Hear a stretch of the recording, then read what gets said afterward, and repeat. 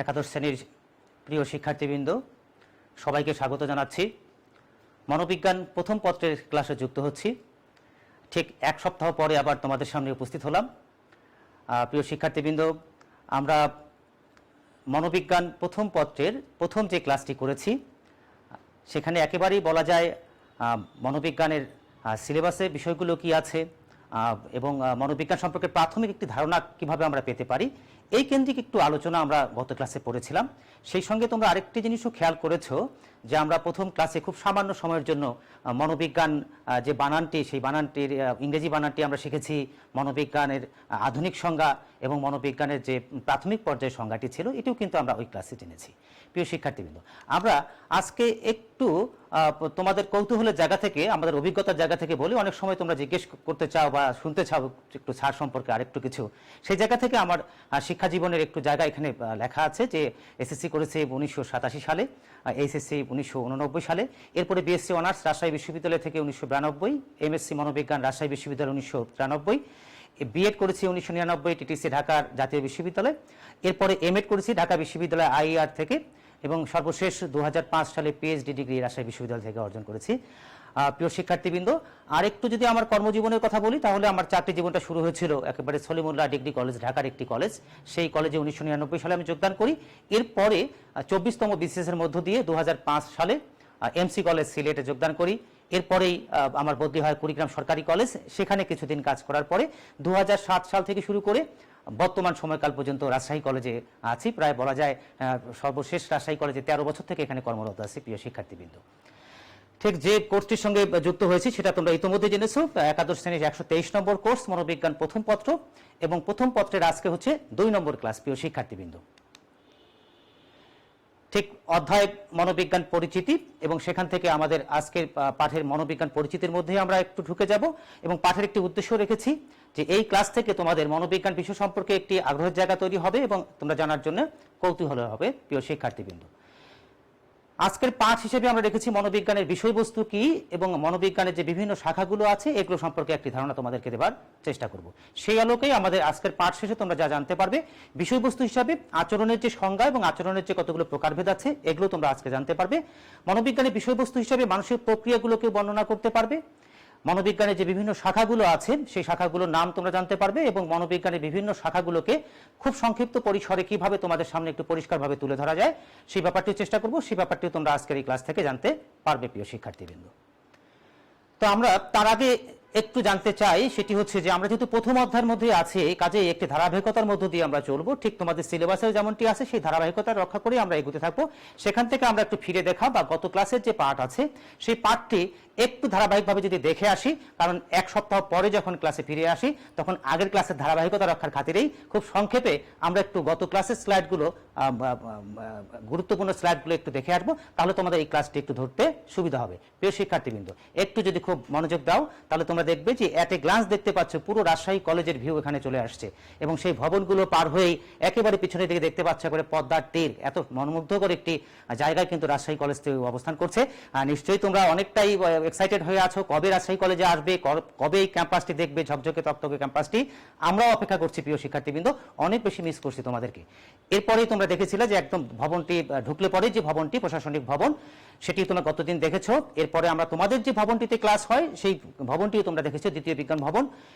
এরপরে তোমাদের দ্বিতীয় বিজ্ঞান ভবনে যে 405 নম্বর কক্ষ যেখানে তোমাদের ক্লাস হবে সেই তোমাদের প্রিয় ক্লাসরুমটিও কিন্তু তোমরা দেখতে পাচ্ছ। আমরা গতদিন দেখেছিলাম প্রিয় অধ্যক্ষ মহোদয়কে তোমরা দেখতে পাচ্ছ, উপাধ্যক্ষ মহোদয়কে দেখতে পাচ্ছ, এগুলো আমরা গতদিন দেখেছি। আমরা শুধু একটু মনে করি, ঠিক গতদিন তোমরা এই ছবিগুলো দেখেছো যে মানবিজ্ঞান বিভাগের সম্মানিত শিক্ষকবৃন্দের ছবি। ঠিক আমার পাশেই যে শিক্ষক সাদা শার্ট পরে আছে প্রমোদ চন্দ্র সরকার, তিনিও কিন্তু তোমাদের মনোবিজ্ঞানের ক্লাস নেবেন। এমনকি দুই প্রান্তে যে দুই ম্যাডাম আছেন তারাও কিন্তু একটা পর্যায়ে গিয়ে তোমাদের ক্লাসের সঙ্গে যুক্ত হবেন। প্রিয় শিক্ষার্থীবৃন্দ, নিশ্চয়ই তাদের সঙ্গে তোমরা পরবর্তীতে পরিচয় হবে। এরকম একটি একাডেমিক ক্যালেন্ডার এবং কোর্স প্ল্যান তোমরা গত ক্লাসে দেখেছিলাম। 20 এবং 21 2021-এর তোমাদের হাতে এটি একটা পর্যায়ে পৌঁছে যাবে। প্রিয় শিক্ষার্থীবৃন্দ, মনোবিজ্ঞান সিলেবাস পরিচিতির মধ্যে আমরা এরকম একটা সিলেবাস দেখেছিলাম এবং এই সিলেবাসটি ধরেই কিন্তু আমরা আলোচনা করেছিলাম গতদিন। প্রশ্নের ধরন এবং মান বন্টনও এরকম একটি স্লাইড কিন্তু গতদিন তোমরা দেখেছো। প্রিয় শিক্ষার্থীবৃন্দ, একটি বইয়ের কথা বলেছি, যোগেন্দ্র কুমার মণ্ডল, প্রফেসর যোগেন্দ্র কুমার মণ্ডল, এই বইটি সংগ্রহ করে নাও। মনোবিজ্ঞানের জগতে তোমাদেরকে স্বাগত জানিয়ে গত ক্লাসটা আমরা ধাপে ধাপে কিভাবে আমরা মনোবিজ্ঞানের জগৎ সম্পর্কে তোমাদেরকে পরিচিত করাবো এই বিষয়টা কিন্তু আমরা গতদিন দেখেছি। চক্রাকারে ঘুরছে ছবিগুলো তোমরা দেখতে পাচ্ছ প্রিয় শিক্ষার্থীবৃন্দ। আমি খুব দ্রুত এই ছবিগুলো একটু দেখিয়ে যাব, শুধুমাত্র গত ক্লাসটা তোমাদেরকে স্মৃতিতে নিয়ে আসবার জন্যই কিন্তু এগুলো একটু দেখিয়ে আসা প্রিয় শিক্ষার্থী। আমার বিশ্বাস তোমরা অনেক সংখ্যক শিক্ষার্থী সেদিনের ক্লাসে যুক্ত ছিলে, তোমরা এনজয় করেছো ক্লাসটি, নানা রকম প্রশ্ন করেছো, উত্তর দিয়েছো, আমার অনেক ভালো লেগেছে প্রিয় শিক্ষার্থীবৃন্দ। সেই জায়গাগুলো কি ছিল, যারা ক্লাসটি করেছো তারা নিশ্চয়ই আরেকবার এটাকে দেখতে পাচ্ছ, আর যারা ক্লাস করার সুযোগ পাওনি তারাও আজকের ক্লাসে ঢুকবার খাতিরেই এগুলো যদি একটু দেখতে পারো তাহলে একটু তোমাদের সুবিধা হতে পারে। এরকম একটি জায়গা থেকে আমি শুধুমাত্র সংক্ষেপে একটু তোমাদের স্লাইড দেখিয়ে যাব প্রিয় শিক্ষার্থীবৃন্দ, একটু দেখতে থাকো।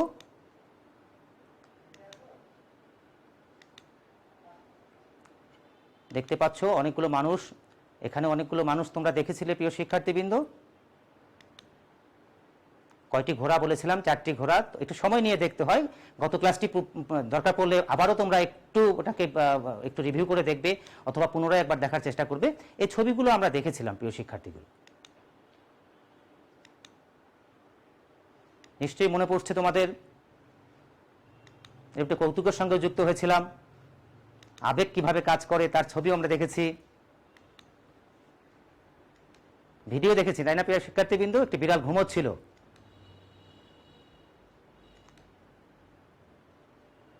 আমরা প্রেষণাকে পরিষ্কার করবার জন্য কতগুলো ছবি দেখেছিলাম। কতজন মানুষ, তোমরা অনেকেই উত্তর দিয়েছো, 10 জন। কোনো কোনো জায়গায় এই ছবিটিতে 11 জন মানুষও আছে, নিচের একটি অংশ এখানে নেই। অনেকেরই উত্তরগুলো সঠিক হয়েছে, আমার খুবই ভালো লেগেছে। তোমরা খুবই প্রাণবন্ত ছিলে গত ক্লাসটিতে, আমার বিশ্বাস তোমরা আজকেও ক্লাসে যুক্ত আছো এবং সেই জায়গা থেকে আজকেও তোমরা সক্রিয় থাকবে এই ক্লাসে। দেখতে থাকো একটু। আমরা খুব সংক্ষেপে একটু স্লাইডগুলো দেখে নিলাম প্রিয় শিক্ষার্থীবৃন্দ।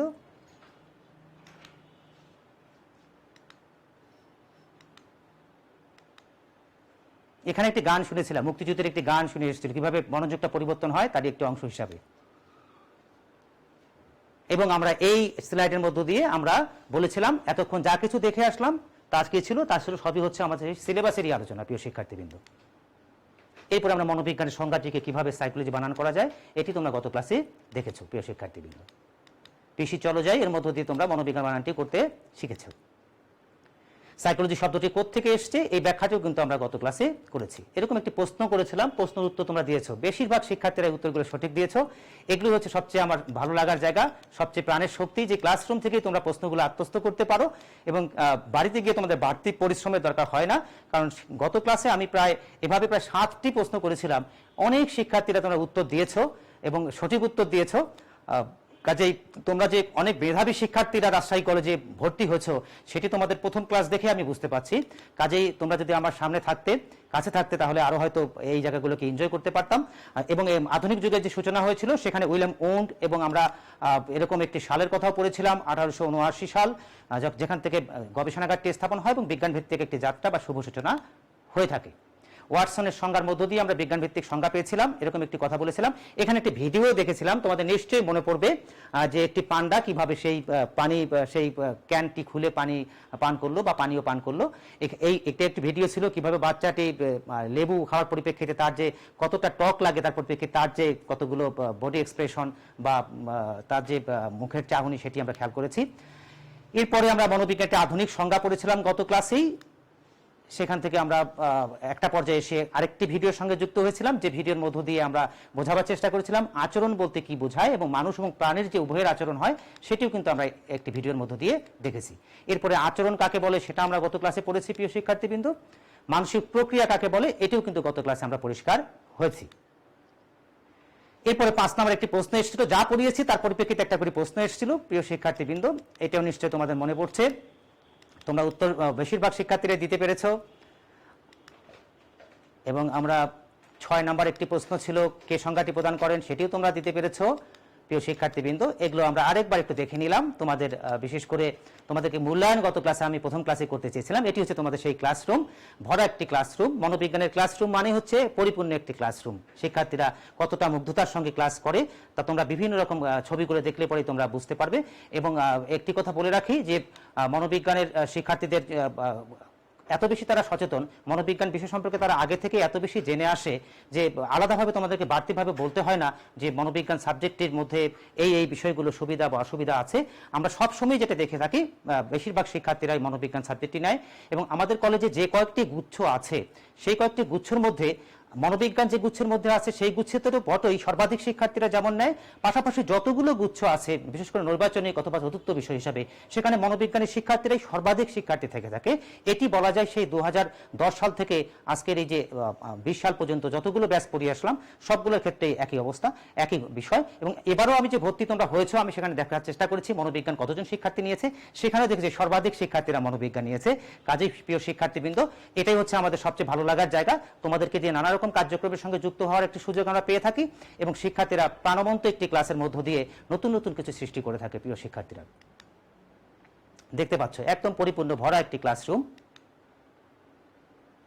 দেখেছো তোমরা গতদিন, আমি আরেকবার একটু তোমাদেরকে মনে করিয়ে দিলাম। প্রিয় শিক্ষার্থীবৃন্দ, নিশ্চয়ই আশা করি তোমাদেরকে নিয়ে এরকম ক্লাস কার্যক্রমগুলোতে আমরা যুক্ত হব। এই ব্যাখ্যাগুলো আমরা গতদিন করেছিলাম। প্রিয় শিক্ষার্থীবৃন্দ,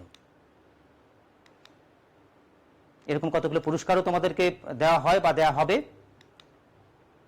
ঠিক তোমাদের আগের ব্যাচের শিক্ষার্থীরা যারা পাশ করে চলে গেছে তাদের এরকম কতগুলো পুরস্কার দেওয়া হয়, সেগুলো বলেছি তোমাদেরকে উদ্বুদ্ধ করবার জন্য। ক্লাসে উপস্থিত থাকলে যে পুরস্কার, এটি মনোবিজ্ঞান ক্লাসে বিশেষ কতগুলো পুরস্কার দেওয়া হয়। এই কারণে আমি গতদিন তোমাদের একটু বলেছিলাম তোমরা পারলে পরে একটু ক্লাস রোলটা যদি দেওয়ার চেষ্টা করো।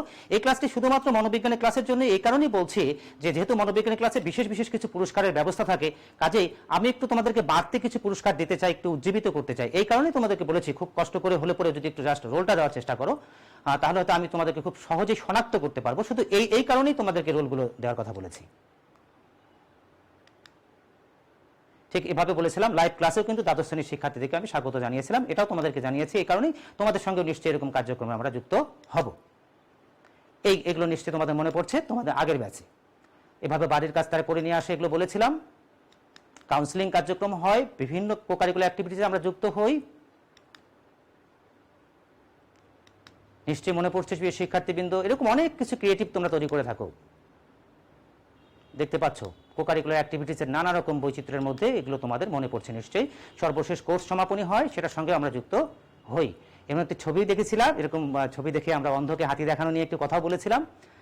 প্রিয় শিক্ষার্থীবৃন্দ, এই সেই গুচ্ছ, যে গুচ্ছের মধ্য থেকে তোমাদেরকে একটি নির্বাচন করতে হবে। প্রিয় শিক্ষার্থীবৃন্দ, আমার বিশ্বাস যে যেহেতু আমরা আজকে দ্বিতীয় ক্লাসে যুক্ত হচ্ছি, আর তোমরা ভাবতেই পারো জুলাই আগস্ট সেপ্টেম্বর মাসে আমরা উপনীত হয়েছি, কাজেই আমাদের কিন্তু ইতিমধ্যে কিন্তু জুলাই আগস্ট সেপ্টেম্বর 3টি মাস চলে গেছে। কাজে ইচ্ছে করলে পরেই আমরা আমাদের পড়ার মধ্যে না ঢুকে কোনো উপায় নেই। কাজে তোমাদেরকে একটু বলবো, আমরা অল্প অল্প করে পড়ার মধ্যেই ঢুকছি আজকে থেকে। তোমরা একটু বইটা যদি সংগ্রহ করে নাও তাহলে আজকের এই ক্লাসটি বুঝতে তোমাদের আরেকটু সহজ হতে পারে। ইচ্ছে করলে পরে আমি আরো 2-3টি ক্লাস খুবই পড়া না পড়িয়ে কথা বলার মধ্য দিয়ে শেষ করব, এই বিষয়টি যাবে না, কারণ আমার একটি হিসেব আছে। একাডেমিক ক্যালেন্ডার এবং কোর্স প্ল্যানে তোমাদের বলা যায় যে অর্ধবার্ষিক যে পরীক্ষাটি আছে এটিও প্রায় মোটামুটি জানুয়ারির দিকে একটি আছে। সেই জায়গা থেকে কিন্তু ক্লাস আমরা পাচ্ছি কতটুকু সময়, তারা বুঝতে পারছো। সেই হিসাব নিকাশ করে আমি কিন্তু আজকে ক্লাসে আমরা পাঠ পরিকল্পনাটা সাজিয়েছি। কাজেই প্রিয় শিক্ষার্থী কিন্তু একটু একটু করে আমাদের পড়তে হবে। বাড়ির একটি কাজ দিয়েছিলাম, খুব কঠিন কি? এরকম কি একটা রেখা এঁকেছিলে? আমার বিশ্বাস তোমরা বেশিরভাগ শিক্ষার্থীরা কিন্তু কাজটি করেছো, খুব ছোট্ট একটি কাজ, এবং নিশ্চয়ই তোমাদের বাবা মা অথবা যাকে তোমরা দেখিয়েছো তারা নিশ্চয়ই রেসপন্স করেছে, এবং সব সময় দেখবা বলেছে যেটা উল্লম্ব আছে সেটাই হচ্ছে বড়। আসলে বাস্তবে তো তুমি একই মাপের দুটো রেখা করেছিলে। কাজে এখান থেকে তুমি বুঝে গেছো যে মনোবিজ্ঞান কত বেশি বিজ্ঞান ভিত্তিক বিষয়। তো প্রিয় শিক্ষার্থীবৃন্দ, এরকম ছোট ছোট বাড়ির কাজ দেবো, এবং এই বাড়ির কাজ যা দেবো তা তোমাকে বাড়তি পরিশ্রম করতে হবে না। এই ক্লাস থেকে তুমি কিভাবে তৈরি করতে হয় তার একটি ধারণাও তুমি কিন্তু এই ক্লাস থেকে পেয়ে যাবে। প্রিয় শিক্ষার্থীবৃন্দ, সেই একাদশ 2020-21 তোমাদেরকে নিয়ে এই মুহূর্তে ক্লাসরুমে উপস্থিত। দেখো, রাজশাহী কলেজ অনলাইন লাইভ ক্লাসে মনোবিজ্ঞান বিষয়ে প্রথম ক্লাসে যারা তোমরা উপস্থিত ছিলে তাদের রোল নম্বরগুলো ওখানে আমি রেখেছি। 406, 404, 6, 11, 419, 20, 22, 24, 29, 32, 33, 34, 36, 37, 38, 40, 44, 47, 450, 52, 58, 63, 71, 475, 81, 83, 88, 90, 91, 95, 99কে ধন্যবাদ, অভিনন্দন। এবং আরো অনেকে তোমরা যুক্ত ছিলে যারা হয়তো কোনো কারণে হয়তো রোলটি দাওনি, তাদের জন্য নিশ্চয়ই অভিনন্দন থাকবে। প্রথম ক্লাস, কাজেই সেই ঠিক সেরকম যারা শিক্ষার্থী ছিল, যারা অনেক বেশি প্রশ্ন উত্তর দিয়েছো, আমার সঙ্গে ক্লাসে থেকেছো, কিন্তু কোনো কারণে হয়তো তোমরা সেই রোলটি দিতে পারোনি, তাদের জন্য কিন্তু আমি অভিনন্দন জানিয়েছি। পাশাপাশি যারা ক্লাসটি করোনি তারাও নিশ্চয়ই আগামীতে করবে, করার পরেও নিশ্চয়ই তারাও নিশ্চয়ই এই অভিনন্দনের যোগ্য হবে। এবং আমি তাদেরকেও বলবো যে তোমরা একটু তোমাদের রোলগুলো দিয়ে দেবে যখনই ক্লাসটা দেখবে।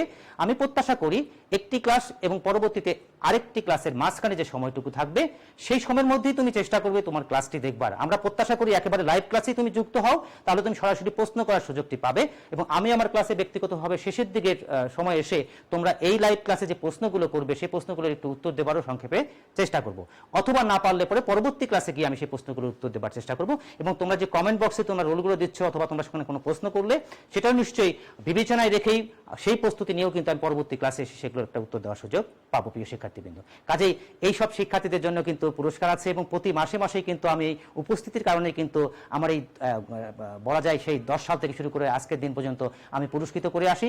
এই কারণেই তোমাদেরকে একটু রোল দিতে বলেছি, কারণ অনলাইনেও আমি তোমাদেরকে পুরস্কৃত করতে চাই। এবং তোমরা যেদিন সরাসরি আসবে সেদিন নিশ্চয়ই অধ্যক্ষ স্যারের মাধ্যমে কিন্তু আমি চেষ্টা করব তোমাদের হাতে পুরস্কারগুলো তুলে দেবার। প্রিয় শিক্ষার্থীবৃন্দ, আমরা এতক্ষণ গত ক্লাসের পাঠ নিয়ে কথা বলেছি, একেবারে চলে আসলাম আজকের পাঠ। আজকে আমরা কি পড়বো তারই আমরা শিখন ফল দেখেছি, সেখানে তোমরা দেখেছো মনোবিজ্ঞানের বিষয়বস্তু সম্পর্কে কিন্তু আজকে আমরা একটু ধারণা নেব। তাহলে মনোবিজ্ঞানের বিষয়বস্তু আলোচনা করতে গেলে আমাদেরকে ভাবতে হয় যে প্রত্যেকটি বিষয়ের কিছু বিষয়বস্তু থাকে, মনোবিজ্ঞানের বিষয়বস্তু থাকবে, এটাই খুব স্বাভাবিক। কি বিষয়বস্তু আছে সেটি আমরা সংজ্ঞার মধ্য দিয়ে কিন্তু একটি বিষয়বস্তু বিষয় আমরা জানতে পেরেছিলাম। তোমাদের কি মনে পড়ে যে আমরা গতদিন যে মনোবিজ্ঞানের একটি আধুনিক সংজ্ঞা পড়েছিলাম সেই সংজ্ঞার মধ্যে কি আছে? বলেছিলাম মনোবিজ্ঞান এমন একটি বিজ্ঞান যা মানুষ এবং প্রাণীর আচরণ এবং মানসিক প্রক্রিয়া নিয়ে আলোচনা করে। তাহলে মনোবিজ্ঞান হচ্ছে সেই বিজ্ঞান যা মানুষ প্রাণের আচরণ, তার আচরণ একটি মনোবিজ্ঞানের বিষয়বস্তু এবং মানসিক প্রক্রিয়ার একটি কথা আছে, এটি হচ্ছে আরেকটি বিষয়বস্তু। সেখান থেকে আমরা যদি একটু দেখতে চাই মনোবিজ্ঞানের বিষয়বস্তুর মধ্যে কি আছে, তাহলে দেখা যায় যে মনোবিজ্ঞানের বিষয়বস্তুর মধ্যে দুটো বিষয় আছে, একটি হচ্ছে আচরণ আর একটি হচ্ছে মানসিক প্রক্রিয়া। এখন নিশ্চয়ই আচরণ কাকে বলে এবং মানসিক প্রক্রিয়া কাকে বলে এটি আমাদের জানা দরকার। এবং আমরা গত ক্লাসে যে কাজটি করেছিলাম তোমরা জানো যে সংজ্ঞার মধ্য দিয়ে আমরা আচরণ সম্পর্কে জেনেছিলাম। মানুষ প্রাণী যা কিছু করে তাই হচ্ছে আচরণ। খুব সহজ কথায় মানুষ প্রাণীর যে বিভিন্ন রকম যে প্রতিক্রিয়াগুলো হয় বিভিন্ন উদ্দীপকের পরিপ্রেক্ষিতে, সেই প্রতিক্রিয়াগুলোকে বলতে পারি আমরা সাধারণ কথায় আচরণ। এবং তার সঙ্গে আমরা সেই সংজ্ঞা পড়তে গিয়ে তোমাদের মনে পড়বে আমরা এরকম শিখেছিলাম, মানসিক প্রক্রিয়া সম্পর্কে শিখেছিলাম। আমি সেই জায়গাটায় আর গেলাম না। মানসিক প্রক্রিয়া হচ্ছে এমন কতগুলো অভ্যন্তরীণ একটি অবস্থা, যে অবস্থার মধ্য দিয়ে কি হয় আমরা যে আচরণগুলো করি সেই আচরণগুলো করবার ক্ষেত্রে একটি বিশেষ ধরনের একটি ভূমিকা পালন করে থাকি। আমাদের অভ্যন্তরীণ প্রক্রিয়া কিসের মধ্য দিয়ে হয়? আমাদের মস্তিষ্কের মধ্য দিয়ে হয়। তো এরকম কিছু কিছু অভ্যন্তরীণ প্রক্রিয়া, যেমন আমার চিন্তন, আমার বুদ্ধি, আমার পেশনা, এরকম কিছু কিছু কাজ কিন্তু আমার অভ্যন্তরীণভাবে হয় যা কি করে থাকে আমার আচরণগুলোকে প্রভাবিত করে। সেই জায়গা থেকে আমরা মানসিক প্রক্রিয়ার কথা বলেছিলাম। প্রিয় শিক্ষার্থীবৃন্দ, আচরণের প্রকারভেদগুলো একটু কথা বলে আসি, তারপরে আমরা মানসিক প্রক্রিয়ার মধ্যে আবার ফিরে আসবো। একটু দেখে নেই আচরণের প্রকারভেদ। আচরণকে দেখো তিনটি ভাগে ভাগ করেছে, একটি হচ্ছে সামগ্রিক আচরণ, একটি হচ্ছে খণ্ডিত আচরণ। তাহলে আমাদের যত রকমের আচরণ হয় সমস্ত আচরণগুলোকে আমরা দুটো ভাগে ভাগ করতে পারি, একটি হচ্ছে সামগ্রিক আচরণ আর একটি হচ্ছে খণ্ডিত আচরণ। কিরকম সামগ্রিক আচরণ খণ্ডিত আচরণ কাকে বলে? সামগ্রিক আচরণ কোনটি এবং খণ্ডিত আচরণ কোনটি? এই যে আমি যে তোমাদের আজকে 1 ঘন্টার একটি ক্লাস নেব, এই ক্লাসের মধ্য দিয়ে দেখো আমি হাঁটা চলাফেরা করছি, আমি কখনো হাতটা এরকম করছি, কখনো এই দিকে তাকাচ্ছি, এগুলো প্রত্যেকটাই কিন্তু আবার খণ্ড খণ্ড আচরণ। কিন্তু সবকিছু মিলে কি যাচ্ছে তোমার কাছে? একটি এই ক্লাস সম্পর্কে একটি বিষয়বস্তু তোমার কাছে ফুটে উঠবে। তাহলে সামগ্রিকভাবে হচ্ছে আমার যা কিছু তোমার কাছে যাচ্ছে, যা তুমি আজকের এই ক্লাস থেকে তুমি শিখতে পারবে। এর জন্য আমি ক্ষুদ্র ক্ষুদ্র অনেকগুলো আচরণ করছি, প্রত্যেকটাই হচ্ছে আলাদা আলাদাভাবে খণ্ডিত আচরণ, আর সব মিলে তুমি যা কিছু পাচ্ছ এটি হচ্ছে আমার সামগ্রিক আচরণ। তাহলে আমরা এটুকু বুঝতে পারি, এই যে আমার ঠোঁট নড়ছে, হাত নড়ছে, আমি চলাফেরা করছি, প্রত্যেকটাই কিন্তু আমার আজকের এই ক্লাসকে সফল করবার জন্য আমার কতগুলো খণ্ড খণ্ড আচরণ, সবকিছু মিলে হচ্ছে একটি সামগ্রিক আচরণ। এমনিভাবে প্রিয় শিক্ষার্থীবৃন্দ, মানুষ যা কিছু করে তার পেছনে সবসময় দেখবে থাকে কিছু কিছু খণ্ড খণ্ড আচরণ এবং তার সবকিছু সমষ্টি হচ্ছে একটি সামগ্রিক আচরণ। আমরা যদি এভাবে একটু দেখতে চাই যে আমাদের দ্বিতীয় যে ভাগটি আছে সেটি হচ্ছে ঐচ্ছিক আচরণ ও অনৈচ্ছিক আচরণ। ঐচ্ছিক আচরণ মানে কি? নাম থেকে বোঝা যায় ইচ্ছাকৃত, যার মধ্যে ইচ্ছা থাকে। এই যে আমার যে এখন যে আচরণটি করছি, এই আচরণটির মধ্যে আমার ইচ্ছে হচ্ছে যে আমি এখানে চুপচাপ দাঁড়িয়ে থেকে ক্লাস নেব, না আমি একটু এভাবে হাঁটাচলা করে নেব, তাই এটা কিন্তু আমার ইচ্ছের উপর নির্ভর করছে। এই জন্য বলছি এটাকে বলছি আমরা ঐচ্ছিক আচরণ। আবার দেখা গেল কি যে না, কিছু কিছু আচরণ আছে যে আচরণগুলো আমার ইচ্ছা অনিচ্ছার উপর ভিত্তি করে ইচ্ছার উপর ভিত্তি করে হয় না, অনৈচ্ছিকভাবে স্বয়ংক্রিয়ভাবে হয়ে থাকে, সেগুলোকে বলে থাকি আমরা অনৈচ্ছিক আচরণ। আমি ইচ্ছে করলে পরে নিশ্চয়ই আমার ভেতরে যে হার্টবিটগুলো হচ্ছে এটাকে আমি কিন্তু নিয়ন্ত্রণ করতে পারবো না, অথবা আবার যে তোমার রক্ত সঞ্চালন হচ্ছে, অথবা দেখা গেলো চোখের পাতা পড়ছে নিভছে, এগুলোকে কিন্তু আমি নিয়ন্ত্রণ করতে পারি? নিয়ন্ত্রণ করতে পারি না। এগুলো হচ্ছে অনৈচ্ছিক আচরণ। আমরা একটু যদি দেখে নেই, দেখো তো দেখি তোমরা কি বলতে পারবে এই আচরণটি কি আচরণ? আমি দৌড়বো কি দৌড়বো না, কিভাবে দৌড়ে যাব, এটা কিন্তু আমার ইচ্ছের উপর নির্ভর করছে। কাজে এই আচরণটা হচ্ছে ঐচ্ছিক আচরণ। প্রিয় শিক্ষার্থীবৃন্দ, নিশ্চয়ই তোমরা আমার ক্লাসরুমে থাকলে সবাই একসঙ্গে উত্তর দিতে। এই আচরণটি কি আচরণ? একইভাবে হাঁটবে কি হাঁটবে না, কিভাবে হেঁটে যাবে, কোন দিক দিয়ে যাবে না যাবে তার ইচ্ছা, না সে থেমে যাবে তার ইচ্ছার উপর ভিত্তি করে হচ্ছে, এগুলোকে বলে আমরা ঐচ্ছিক আচরণ। এবার একটু দেখো তো,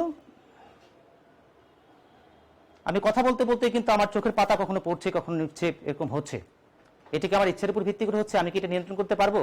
এটাকে বলে, এই জন্য বলা থাকে এই চোখের পাতা পড়ে নেই, এটা হচ্ছে অনৈচ্ছিক আচরণ। প্রিয় শিক্ষার্থীবৃন্দ, এই আচরণটি কি আচরণ? নিশ্চয়ই তোমরা উত্তর দিচ্ছ সবাই অনৈচ্ছিক। এটা নিশ্চয়ই আমার এই হার্টবিট হচ্ছে, এটা তো আমার ইচ্ছার উপর ভিত্তি করে হচ্ছে না, কাজে এগুলোকে বলি আমরা অনৈচ্ছিক আচরণ। এমনিভাবে অনেক আচরণই আমার হয়ে থাকে যা আমার ইচ্ছার উপর ভিত্তি করে হয় না। প্রিয় শিক্ষার্থীবৃন্দ, এবার চলে আসি, লাস্ট ওয়ান ছিল বাহ্যিক আচরণ ও অভ্যন্তরীণ আচরণ। বাহ্যিক আচরণ বলতে কাকে বলি? যে আচরণটি বাইরে থেকে দেখা যায় সেটিকে বলি আমরা বাহ্যিক আচরণ। কিন্তু এমন কিছু কিছু আচরণ আছে যা বাইরে থেকে দেখা যায় না, সেগুলোকে আমরা সহজ কথায় বলি অভ্যন্তরীণ আচরণ। কি আচরণটি দেখা যায়? যেমন এই যে আমি কথা বলছি, তোমরা আমাকে দেখছো, আমার হাত পা নড়ছে, আমার মুখের পরিবর্তন হচ্ছে, অথবা আরো নানা রকম যে পরিবর্তনগুলো যা দেখতে পাচ্ছ সেগুলোকে বলবো আমরা বাহ্যিক আচরণ। কিন্তু আমার ভেতরে তো নিশ্চয়ই একটা আবেগিক জায়গা আছে, হার্টবিট হচ্ছে, রক্ত সঞ্চালন হচ্ছে, আরো নানা রকম শারীরবৃত্তীয় কাজ কিন্তু ভেতরে কিন্তু হচ্ছে, আবেগ আছে, পেশনা আছে, বুদ্ধি আছে, সেগুলো কিন্তু ভেতরে কতগুলো প্রক্রিয়া হয় এর জন্য, এগুলো কিন্তু দেখা যায় না। এই আচরণগুলোকে বলি আমরা অভ্যন্তরীণ আচরণ। যেমনটি বলছিলাম, আচরণের পরেই আমাদের বিষয়বস্তুর মধ্যে আছে হচ্ছে মানসিক প্রক্রিয়া। তাহলে মানসিক প্রক্রিয়া একটু ভালো করে দেখতে গেলে দেখো, মানুষ বা প্রাণী যে সকল অভ্যন্তরীণ প্রক্রিয়া সমূহ বাহ্যিক আচরণ সৃষ্টি করে থাকে, যা বাইরে থেকে সরাসরি পর্যবেক্ষণ করা যায় না, যা বাইরে থেকে কি করা যায় না, পরিমাপও করা যায় না, এ সকল অভ্যন্তরীণ আচরণ বা কার্যকলাপ কি করে থাকে, এগুলো কতগুলো বিশেষ একটি অবস্থা তৈরি করে থাকে, অভ্যন্তরীণ একটি আচরণ তৈরি করে থাকে। এরকম ক্রিয়াকলাপগত প্রক্রিয়াকে বলে থাকি আমরা মানসিক প্রক্রিয়া। এগুলো প্রধানত কি, এগুলো সংবেদন, প্রত্যক্ষণ, শিক্ষণ, চিন্তন, স্মৃতি, বিস্মৃতি, আবেগ, প্রেষণা, স্বপ্ন, এগুলো প্রত্যেকটা হচ্ছে আমাদের কতগুলো ভেতরে হয়, এবং এগুলো আমরা কিন্তু বাইরে থেকে দেখতে পারি না। এবং এর পরিপ্রেক্ষিতে যে আচরণটা হয় সেই আচরণটা আমরা দেখতে পারি, এবং সেই আচরণটাকে কিন্তু আমরা পরিমাপ করতে পারি, কিন্তু মানসিক প্রক্রিয়াগুলোকে কিন্তু আমরা পরিমাপ করতে পারি না বা দেখতেও পারি না, এগুলো আমাদের ভেতরে হয়ে থাকে। এইসব বিষয়গুলোকে বলেছি আমরা মানসিক প্রক্রিয়া। তার মনোবিজ্ঞানের বিষয়বস্তুর মধ্যে কি আছে আমরা দেখলাম, একদিকে আছে আচরণ, আরেকদিকে আছে মানসিক প্রক্রিয়া। মানসিক প্রক্রিয়ার মধ্যে আমরা কতগুলো নাম ইতিমধ্যে পড়েছি, তোমরা দেখেছো যে আমরা বুদ্ধি, ব্যক্তিত্ব, এরকম কিছু কিছু বললাম। প্রিয় শিক্ষার্থীবৃন্দ, অ্যাট এ গ্লান্স যদি আমরা বলি, মানসিক প্রক্রিয়ার মধ্যে অনেক কিছুই আছে, তার মধ্যে এই বিষয়গুলো প্রত্যক্ষ পরোক্ষভাবে চলে আসে বলে এখানে কতগুলো পয়েন্ট আকারে এখানে আছে, যে একটি এবং শুধুমাত্র মানসিক প্রক্রিয়ার মধ্যে না, বিষয়বস্তুকে সামগ্রিকভাবে ব্যাখ্যা করতে গেলেও আমাদের এই বিষয়গুলো এখানে চলে আসে। সেখান থেকে বুদ্ধি, ব্যক্তিত্ব, শিক্ষণ, স্মৃতি, বিস্মৃতি, অন্তঃক্ষরা, গ্রন্থি, স্নায়ুতন্ত্র, প্রত্যক্ষণ, আচরণের অস্বাভাবিকতা, সামাজিক পরিবেশ, শিল্পক্ষেত্রে আচরণ, শিক্ষাক্ষেত্রে আচরণ, শিশু আচরণ, উপদেশ ও নির্দেশনা, প্রাণী আচরণ। প্রিয় শিক্ষার্থীবৃন্দ, সংক্ষেপে আমরা এই বিষয়গুলো নিয়ে মনোবিজ্ঞানের বিষয়বস্তুর মধ্যে আমরা রচনা করতে যাই। সেখান থেকে আমরা যদি প্রথমে আসি যে বুদ্ধি কাকে বলে? বুদ্ধি হচ্ছে এমন একটি ক্ষমতা যা দিয়ে কি করে থাকি আমরা উদ্দেশ্যপূর্ণ কাজ করতে পারি, যুক্তিপূর্ণ চিন্তা করতে পারি, এবং সর্বোপরি আমরা পরিবেশের সঙ্গে খাপ খাওয়াতে পারি। আমরা খুব সহজ কথায় বলি যে বুদ্ধি কি? বুদ্ধি আছে বলেই কি মানুষ বিভিন্ন পরিবেশ পরিস্থিতির সঙ্গে খাপ খাওয়ায়, যে কোনো সমস্যায় পড়লে পরে সেই সমস্যা থেকে কিভাবে বের হয়ে আসা যায়, তার জন্য আমরা কি করি, আমরা বলি যে বুদ্ধিটা খাটাও, বুদ্ধি খাটলে তুমি সমস্যার সমাধান পেয়ে যাবে। তো এরকম একটি মানসিক শক্তি, যে শক্তির মধ্য দিয়ে মানুষ কি করে থাকে, বিভিন্ন সমস্যার সমাধান করতে পারে। তো মনোবিজ্ঞানে আমরা এই বুদ্ধি কাকে বলে, বুদ্ধির শ্রেণীবিভাগগুলো কি, বুদ্ধি কিভাবে পরিমাপ করা যায়, বুদ্ধি ভালো থাকলে কি আচরণ করে, দুর্বল থাকলে পরে মানুষ কি আচরণ করে, বুদ্ধি প্রতিবন্ধিতা বলতে কি বোঝায়, অথবা দেখা গেল অটিজমে আক্রান্ত মানুষের বুদ্ধির লেভেলটা কোন পর্যায়ে থাকে, নানা বিষয় নিয়ে কিন্তু আমরা মনোবিজ্ঞানে আলোচনা করে থাকি। কাজেই মনোবিজ্ঞানে বুদ্ধি একটি আলোচ্য বিষয়, অথবা আইকিউ বলে আমরা অনেক কথা বলে থাকি। এই আইকিউ কিন্তু ব্যাপক পরিসরে কিন্তু আমাদের আলোচনায় আসে, এবং বুদ্ধি পরিমাপ করতে যাওয়া মানে হচ্ছে আইকিউ পরিমাপ করার মধ্য দিয়ে আমরা বুঝে থাকি। প্রিয় শিক্ষার্থী, ব্যক্তিত্ব সম্পর্কে মনোবিজ্ঞানে আলোচনা করা হয়। ব্যক্তিত্ব কি? প্রত্যেক ব্যক্তির স্বাতন্ত্র বৈশিষ্ট্যই হচ্ছে তার ব্যক্তিত্ব। যা কিছু নিয়ে আমি আমার বৈশিষ্ট্য তাই হচ্ছে আমার ব্যক্তিত্ব, যা কিছু নিয়ে তুমি তাই হচ্ছে তোমার ব্যক্তিত্ব। আমরা মাঝে মাঝে বলি যে ওই মানুষটা কি, সেই মানুষের তো কোনো ব্যক্তিত্ব নাই। এই কথাটা কিন্তু প্রিয় শিক্ষার্থীরা ঠিক নয়। কারণটা হচ্ছে ব্যক্তিত্বহীন মানুষ কিন্তু হতে পারে না। হয়তো তুমি যে ব্যক্তিত্ব প্রত্যাশা করছো সেই ব্যক্তিত্বটা হয়তো পারছো না বলেই হয়তো তুমি বলছো ব্যক্তিত্ব নেই। তুমি তোমার বাবাকে বাবার ব্যক্তিত্বে দেখতে চাও, একজন খুব মুরব্বী মানুষ তাকে বিশেষ ব্যক্তিত্বে দেখতে চাও, তুমি তোমার শিক্ষককে একটি বিশেষ ব্যক্তিত্বে দেখতে চাও যে ব্যক্তিত্বের মধ্য দিয়ে তার মধ্যে শিক্ষক সুলভ আচরণ থাকে। কিন্তু যখন তুমি এটা পাও না তখন তুমি বলো যে তার মধ্যে কোনো ব্যক্তিত্বই নেই। কিন্তু আসলে ব্যক্তিত্ব নেই তা না, ব্যক্তিত্ব তার মধ্যে আছে। তুমি যে ব্যক্তিত্বটা প্রত্যাশা করছো সেই ব্যক্তিত্বটা হয়তো নাই, কিন্তু তার মধ্যেও কিন্তু একটি স্বতন্ত্র বৈশিষ্ট্য আছে, সেটাই হচ্ছে তার ব্যক্তিত্ব। শিক্ষণ মনোবিজ্ঞানে আমরা যেমন ব্যক্তিত্ব সম্পর্কে বিস্তারিত একটি আলোচনার জায়গায় যাব, ব্যক্তিত্ব পরিমাপও আমরা করব, ব্যক্তিত্বের বিভিন্ন শ্রেণীবিভাগ আছে, এগুলো নিয়ে বিস্তারিত আলোচনা মনোবিজ্ঞানের বিষয়বস্তুর অন্তর্ভুক্ত। পাশাপাশি শিক্ষণ লার্নিং, মানুষ কোন প্রক্রিয়ার মধ্য দিয়ে শেখে, মানুষ যে প্রক্রিয়ার মধ্য দিয়ে শেখে তাকে বলেছি আমরা শিক্ষণ। প্রিয় শিক্ষার্থীবৃন্দ, এই শিক্ষণ কাকে বলে, শিক্ষণের শ্রেণীবিভাগ কি, মানুষ কোন কোন প্রক্রিয়া বা পদ্ধতির মধ্য দিয়ে মানুষ শেখে, এগুলো কিন্তু মনোবিজ্ঞানের বিস্তারিত একটি আলোচনার জায়গা। এবং কিভাবে শিক্ষণটা ত্বরান্বিত হতে পারে, কি দিলে পরে শিক্ষণ গতি পায়, অথবা দেখা গেল কি শিক্ষণের জন্য কি কি উপাদানগুলো অপরিহার্য, এগুলো কিন্তু মনোবিজ্ঞানের কতগুলো আলোচ্য বিষয়। স্মৃতি বিস্মৃতি, মনোবিজ্ঞানে স্মৃতি বিস্মৃতি নিয়ে আলোচনা করা হয়। যা কিছু মনে থাকে তাই হচ্ছে স্মৃতি, যা কিছু ভুলে যায় তাই হচ্ছে বিস্মৃতি। তো এই বিষয়বস্তুর মধ্যে এগুলো আছে। স্মৃতি কাকে বলে, স্মৃতির শ্রেণীবিভাগ কি, স্মৃতির উপাদানগুলো কি কি আছে, স্মৃতিকে কিভাবে পরিমাপ করা যায়, স্মৃতিশক্তিকে কিভাবে আমরা বাড়াতে পারি। প্রিয় শিক্ষার্থীবৃন্দ, নিশ্চয়ই তোমাদের মনে হচ্ছে যে যা কিছু পড়ে গেলাম তা যদি সবটুকু মনে থাকে পরীক্ষা হলে তাহলে খুব বেশি ভালো হতো, কিছু কিছু ভুলে গেলে খুবই কষ্ট কাজ করে। তাহলে এই স্মৃতিশক্তিকে বাড়াবার জন্য কিন্তু মনোবিজ্ঞানে কতগুলো কৌশল আছে, নিশ্চয়ই মনোবিজ্ঞান পাঠ করলে পরে সেই কৌশলগুলো তুমি আত্মস্থ করতে পারবে। বিস্মৃতি কি, বিস্মৃতির কারণ কি, এবং এই বিস্মৃতির কারণগুলো সম্পর্কে যদি আমরা সচেতন হতে পারি তাহলে দেখা যাবে কি আমরা অনেক বেশি সেই বিস্মৃতির জায়গা থেকে কিন্তু বেরিয়ে আসতে পারবো। প্রিয় শিক্ষার্থীবৃন্দ, বিস্মৃতির কিন্তু কতগুলো ভালো দিকও আছে। আমরা যদি সবকিছু সবসময় মনে থাকে তাহলে কিন্তু অনেক সময় অনেক বিয়োগাত্মক, অনেক কষ্টের বিষয়, সেগুলো কিন্তু আমরা ভুলতে পারতাম না। আর না ভুললে পরে কিন্তু স্বাভাবিক জীবনে ফিরে আসাও কিন্তু খুব কঠিন ছিল। কারণ আমরা জানি আমাদের নিকটজন কেউ হারিয়ে গেলে পরে তাহলে আমরা 2-4 দিন 5 দিন 10 দিন কিন্তু খুবই কষ্টে থাকি, আবেগ আপ্লুত হয়ে যাই, স্বাভাবিক জীবনে ফিরে আসতে পারি না। তো আস্তে আস্তে কিন্তু আমাদের সেই স্মৃতি থেকে আস্তে আস্তে কিন্তু হালকা হয়ে যায়, বিস্মৃতি একটি অবস্থা আসে। কাজে বিস্তৃতিতে কিন্তু কতগুলো ভালো দিকও আমাদের আছে। প্রিয় শিক্ষার্থীবৃন্দ, অন্তঃক্ষরা গ্রন্থি, মনোবিজ্ঞান যেহেতু আচরণ নিয়ে আলোচনা করে, কাজে আচরণকে প্রভাবিত করার ক্ষেত্রে আমাদের যে দৈহিক কার্যক্রমের মধ্যে আমরা জানি যে আমাদের কতগুলো গ্রন্থি আছে। গ্রন্থির মধ্যে কতগুলো অন্তঃক্ষরা গ্রন্থি, কতগুলো হচ্ছে বহিঃক্ষরা গ্রন্থি। এই যে অন্তঃক্ষরা যে গ্রন্থিগুলো আছে, যেগুলোকে এন্ডোক্রাইন গ্ল্যান্ড বলা হয়ে থাকে, এই গ্রন্থিগুলো থেকে যে রস হরমোন নিশ্চিত হয়ে থাকে তাকে আমরা হরমোন বলে থাকি। এই অন্তঃক্ষরা গ্রন্থিগুলোর মধ্যে তোমরা অনেকটাই নাম শুনে থাকবে, পিটুইটারি গ্রন্থি, থাইরয়েড গ্রন্থি, এড্রিনাল গ্রন্থি ইত্যাদি ইত্যাদি। এই গ্রন্থিগুলো যে রসটি ক্ষরণ করে থাকে হরমোন, এর পরিপ্রেক্ষিতে কি হয়, আমাদের দেহের নানা রকম কার্যক্রম কিন্তু একটি বিশেষ মাত্রা পায়। এই ক্ষরণ যদি স্বাভাবিক মাত্রায় থাকে তাহলে একটি হয়, ক্ষরণের মাত্রা যদি কম হয় তাহলে একরকম বিকাশ হয়, আর ক্ষরণের মাত্রা বেশি হলেও কিন্তু শরীরের বিকাশটা আরেক রকম হয়। এই বিকাশের পার্থক্যের কারণে কিন্তু আমাদের আচরণের উপরে সেটির একটি প্রভাব পড়ে। এই কারণে অন্তঃক্ষরা গ্রন্থি যেহেতু শরীরের উপরে ব্যাপক প্রভাব বিস্তার করে থাকে, তার পরিপ্রেক্ষিতে আচরণ যেহেতু প্রভাবিত হয়, কাজেই মনোবিজ্ঞান পাঠ করতে গিয়ে আমাদেরকে যেহেতু আচরণ নিয়ে পড়তে হবে, কাজেই তার ভিত্তি কি আছে, এই ভিত্তির একটি জায়গা থেকে কিন্তু অন্তঃক্ষরা গ্রন্থিগুলো সম্পর্কে আমাদের মনোবিজ্ঞানে পাঠ করতে হয়। প্রিয় শিক্ষার্থীবৃন্দ, আমরা এগুলো নিয়েও কিন্তু বিস্তারিত আলোচনার জায়গায় যাই। স্নায়ুতন্ত্র, নার্ভাস সিস্টেম, নিশ্চয়ই তোমরা পড়ে এসছো অনেকেই যে নার্ভাস সিস্টেম সম্পর্কে। আমরা মনোবিজ্ঞানে পাঠ করতে গিয়ে কিন্তু তোমাদের মোটামুটি আমাদের শারীরবৃত্ত ভিত্তি হিসাবে আলোচনা করতে গিয়ে আমাদের আচরণের স্নায়ুতন্ত্র আমাদেরকে আলোচনা করতে হয়। স্নায়ুতন্ত্রের মধ্যে আবার আমরা জানি যে কেন্দ্রীয় স্নায়ুতন্ত্র, প্রান্তীয় স্নায়ুতন্ত্র, কেন্দ্রের মধ্যে আবার কি আছে, মস্তিষ্ক আছে, মস্তিষ্কের মধ্যে আবার বেশ কয়েকটি ভাগ আছে। এগুলো কিন্তু আমরা মনোবিজ্ঞানে বিস্তারিত একটি আলোচনার জায়গায় যাই, কারণ আমরা যেহেতু মনোবিজ্ঞান বিজ্ঞান, কাজে আচরণের পিছনে বিজ্ঞান ভিত্তিক ভিত্তি কি আছে তা খুঁজতে গেলে কিন্তু আমাদের শরীর সম্পর্কে জানতে হয়। এই জায়গা থেকে স্নায়ুতন্ত্র, মস্তিষ্ক সম্পর্কে কিন্তু আমাদের ব্যাপক আলোচনার একটি জায়গা আছে। প্রত্যক্ষণ, পারসেপশন, ইংরেজিতে বলেছে পারসেপশন, যা কিছু আমরা দেখি সেটাকে বলি আমরা প্রত্যক্ষণ। এরকম একটি সহজ কথা কিন্তু তোমাদের কাছে অনেক সময় চলে আসে, কিন্তু এই দেখা মানে কিন্তু শুধুমাত্র আমাদের চোখ দিয়ে দেখা না। এই দেখা মানে হচ্ছে পঞ্চ ইন্দ্রিয়ের মধ্য দিয়ে দেখা, চক্ষু, কর্ণ, নাসিকা, জিহ্বা, ত্বক, 5টি ইন্দ্রিয়ের মধ্য দিয়ে দেখা। নিশ্চয়ই প্রশ্ন থাকছে, স্যার চোখ দিয়ে তো দেখি ভালো কথা, কান দিয়ে আবার কিভাবে দেখে? এই যে কান দিয়ে শুনছি, এটাই হচ্ছে কানের দেখা। এই ত্বক দিয়ে যে আমি গরম বা শীতের অনুভূতি পাচ্ছি, এটি হচ্ছে ত্বক দিয়ে দেখা। এভাবে পঞ্চেন্দ্রিয়ের মধ্য দিয়ে কিন্তু আমাদের প্রত্যক্ষণটি হয়। তার আগে নিশ্চয়ই প্রত্যক্ষণের আগে একটি সংবেদন হয়। এগুলো কিন্তু মনোবিজ্ঞানের কতগুলো আলোচনার জায়গা, কারণ প্রত্যক্ষণ বা সংবেদনের পার্থক্যের কারণে কিন্তু আমাদের আচরণেও পার্থক্য হয়, অথবা আমাদের প্রতিক্রিয়ার মধ্যেও পার্থক্য হয়। এই কারণেই আমাদের এই প্রত্যক্ষণ সম্পর্কে জানতে হয়। প্রত্যক্ষণ কাকে বলে, প্রত্যক্ষণের যে বিভিন্ন রকম তত্ত্বগুলো আছে, এগুলো আমাদেরকে জানতে হয়। এর সর্বোপরি আমরা এই প্রত্যক্ষণের মধ্য দিয়ে আমরা মনোবিজ্ঞানের কিন্তু একটি গুরুত্বপূর্ণ বিষয় সম্পর্কে আমরা জানতে পারি। কাজেই এগুলো তোমরা ইতিমধ্যে অনেকগুলো ছবি দেখেছো, সেই ছবির মধ্যে কিন্তু এই প্রত্যক্ষণ সম্পর্কে ব্যাপক আলোচনার জায়গা কতগুলো আছে। আমরা এগুলো পরবর্তীতে প্রিয় শিক্ষার্থীবৃন্দ নিশ্চয়ই আলোচনার জায়গায় যাব, কারণ পরবর্তী যে অধ্যায়টার সঙ্গে আমি তোমাদেরকে যুক্ত হব প্রথম অধ্যায়ের পরে, সেই অধ্যায়টি কিন্তু প্রত্যক্ষণ অধ্যায়। কাজেই তোমরা বুঝতেই পারছো এই প্রত্যক্ষ সম্পর্কে একটি ব্যাপক আলোচনা কিন্তু তোমাদের এই মনোবিজ্ঞানে আছে, এবং এটাও মনোবিজ্ঞানের একটি বিষয়বস্তু। আচরণের অস্বাভাবিকতা। মনোবিজ্ঞান কি শুধুমাত্র স্বাভাবিক আচরণ নিয়ে আলোচনা করে? স্বাভাবিক আচরণ নিয়ে যেমন আলোচনা করে থাকে, আমরা অনেক সময় অনেকেই কিছু কিছু ক্ষেত্রে আমরা অস্বাভাবিক আচরণও করে থাকি, এবং কম বেশি সবাই আমরা কিন্তু অস্বাভাবিক আচরণ কিছু কিছু করে থাকি। এর মাত্রাগত পার্থক্য হয়তো আছে, কারো হয়তো অস্বাভাবিকের মাত্রাটা অনেক বেশি, কারো হয়তো সামান্য।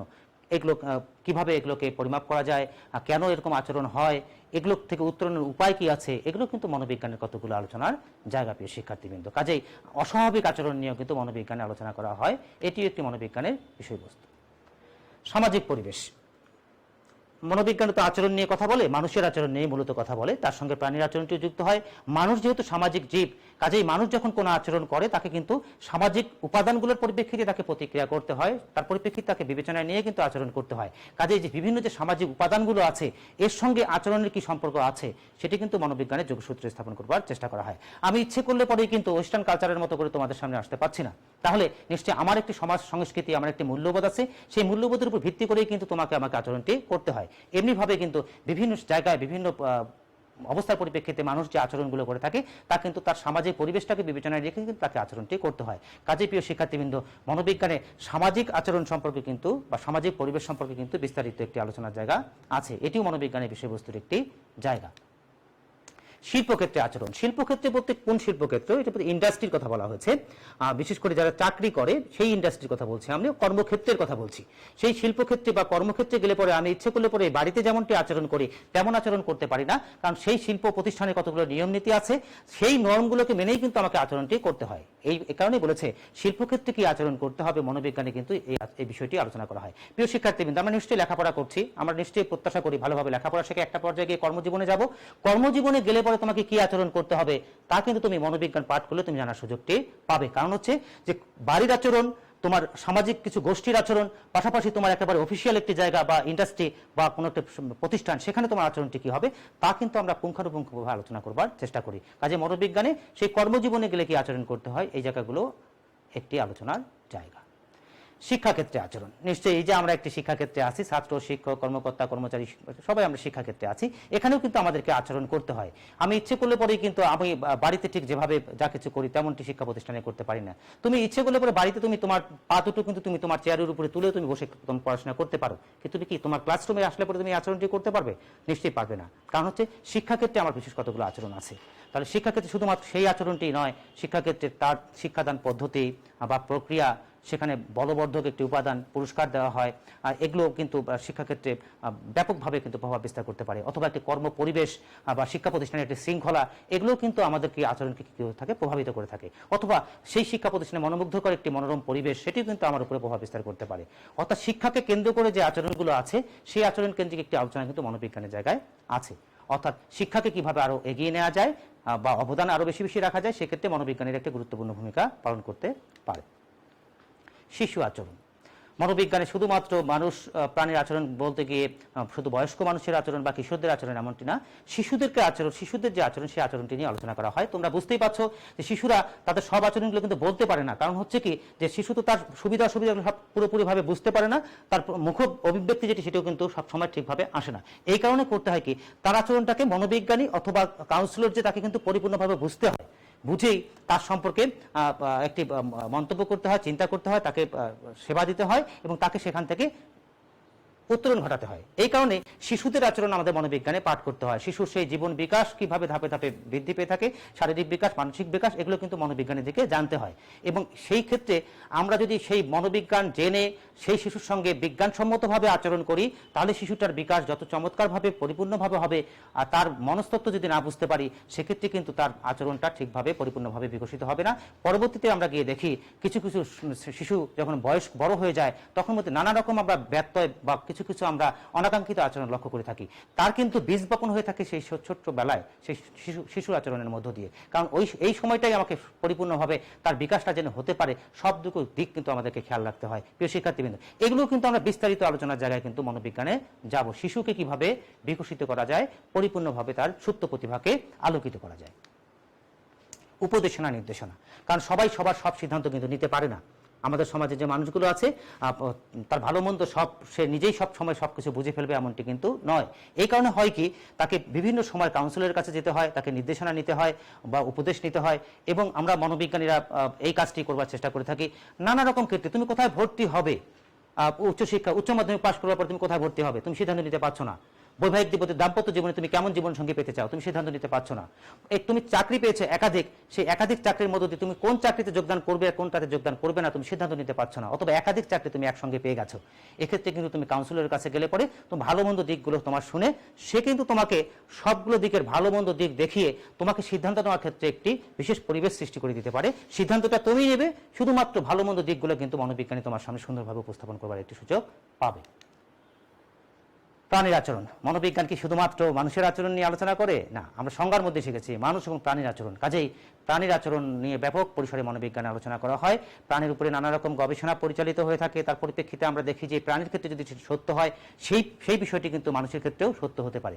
এই কারণে প্রাথমিক পর্যায়ের মনোবিজ্ঞানের অনেক গবেষণা কিন্তু প্রাণীর উপরে হয়েছে। প্রিয় শিক্ষার্থীবৃন্দ, অতএব প্রাণী মনোবিজ্ঞানও কিন্তু মনোবিজ্ঞানের একটি বিষয়বস্তুর অন্তর্ভুক্ত। প্রিয় শিক্ষার্থীবৃন্দ, সংক্ষেপে আমরা এভাবে একটু আলোচনায় গেলাম।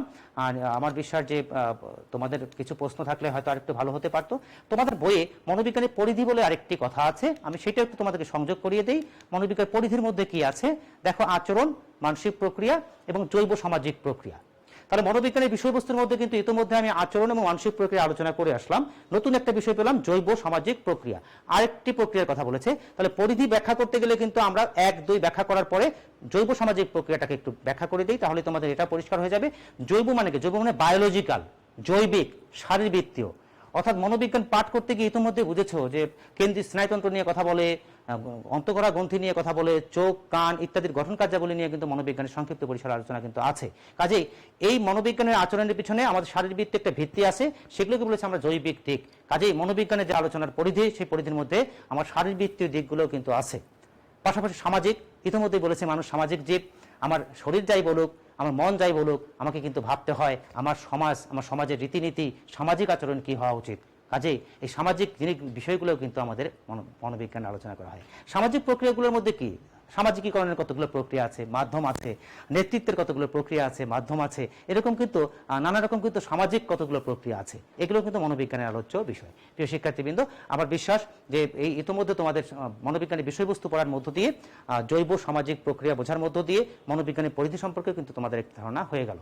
অর্থাৎ তৃতীয় যে নাম্বারটি আছে জৈব সামাজিক প্রক্রিয়া, অর্থাৎ একদিকে শারীরবৃত্তীয়, আরেকদিকে হচ্ছে সামাজিক। এই প্রক্রিয়াগুলো কিন্তু মনোবিজ্ঞানের আলোচ্য বিষয়। এই সব কিছুই মিলে হচ্ছে মনোবিজ্ঞানের পরিধি। প্রিয় শিক্ষার্থীবৃন্দ, আমরা এবার চলে যাই আমাদের পরবর্তী একটি জায়গা আছে, সেখানে আরেকটি শিখনফল আছে। তোমরা কি খুব ক্লান্ত হয়ে গেলে? প্রিয় শিক্ষার্থীবৃন্দ, একটি ছবি দেখতে পাচ্ছ। এই যে একটু আগে বললাম যে উপদেশনা নির্দেশনা, রাজশাহী কলেজে কিন্তু অনেকগুলো কার্যক্রম আছে। তার মধ্যে তোমরা ইতিমধ্যে জেনেছো যে কাউন্সেলিং, এই কার্যক্রমটি কিন্তু আছে। দেখতে পাচ্ছ একজন শিক্ষকের বিপরীতে কিন্তু 24 জন শিক্ষার্থী এখানে আছে।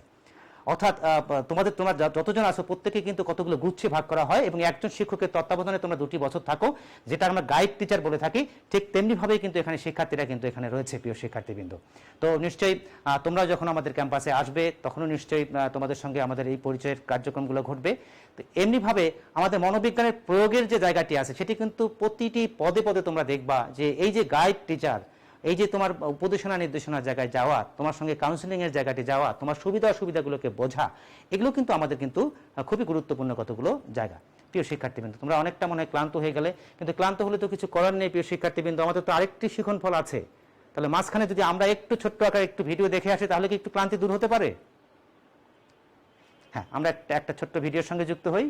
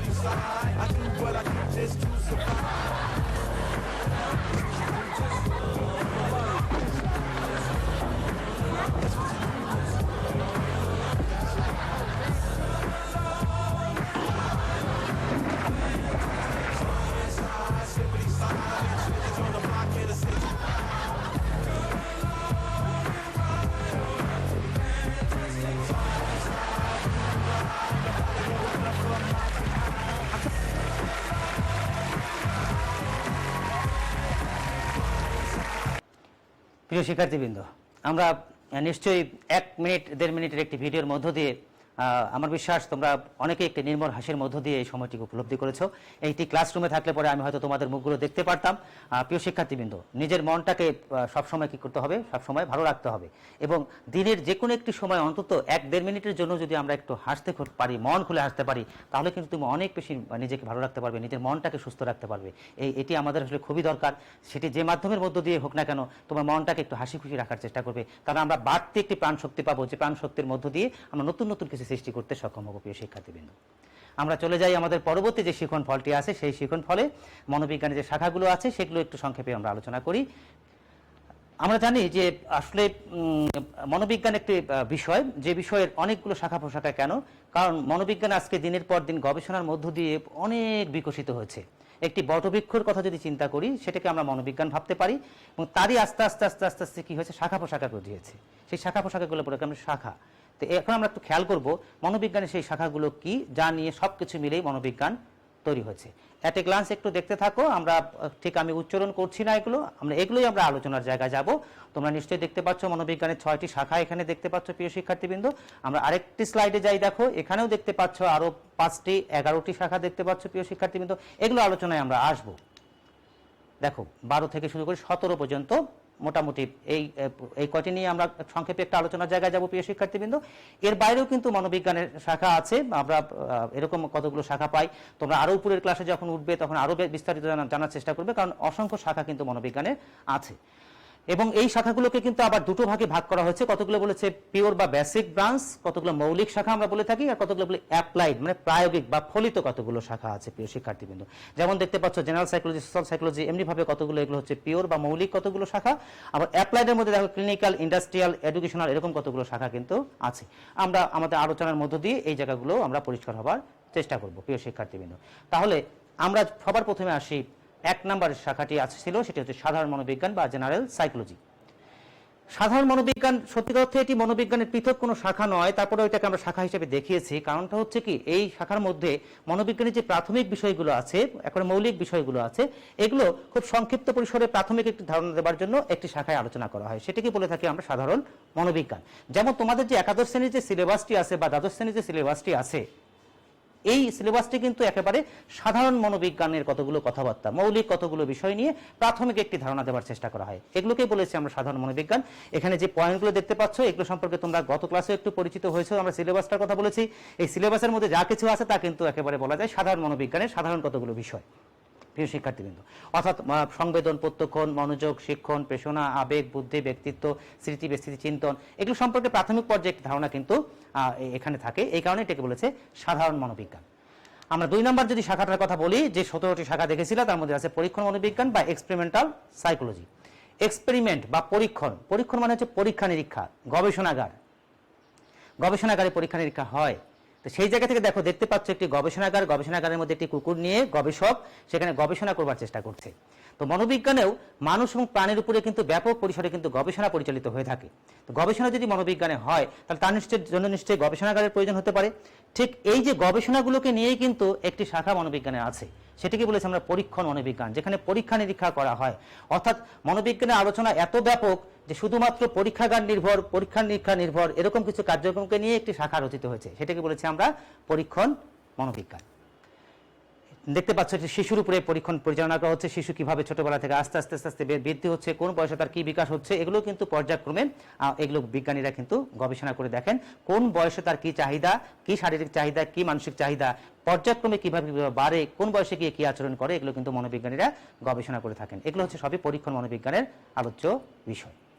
দেখতে পাচ্ছ এটি রাজশাহী কলেজে মনোবিজ্ঞান বিভাগের গবেষণাগার, সেখানেও কিন্তু মানুষের উপরে কিন্তু গবেষণা পরিচালিত হচ্ছে।